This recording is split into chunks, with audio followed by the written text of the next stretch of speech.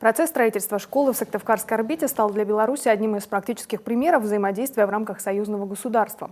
Об этом в интервью российской газете признался посол Братской Республики. Отвечая на вопрос экономические тут интересы или все-таки политические, дипломат пояснил, это неделимые понятия. Мол, хороших результатов можно достичь лишь сообща. Сам этот разговор с журналистами был приурочен ко Дню единения народов наших государств. Его отмечают сегодня. Начало интеграции положено в 1996-м, когда президенты двух стран подписали первый основополагающий договор. В том, что он работает, посол не сомневается. Причем речь не только о секторе строительства и сельского хозяйства, есть и социальные и культурные проекты. Не было бы определенных аспектов, не было бы этого, наверное, близкого братского плеча, на которое можно опереться, взаимодействия в международных структурах.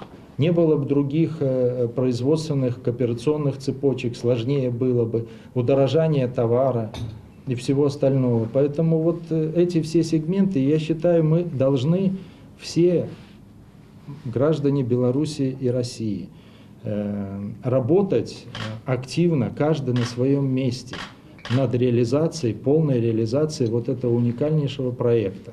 Уникальный проект, он с того тысячелетия перешел в это. И мы должны не говорить, что кто-то откуда-то нам придет и сделает лучше. Вот каждый на своем месте, будь то там тракторист, комбайнер, оператор машинного доения, журналист, политик, браться и реализовывать, каждый на своем месте. Отметим, сейчас у белорусов 140 российских городов-побратимов, из них 2 в Коми. Сыктывкар, он в 2013-м породнился с Могилевым, и Ухта с прошлого года, налаживающая связи с Гродно.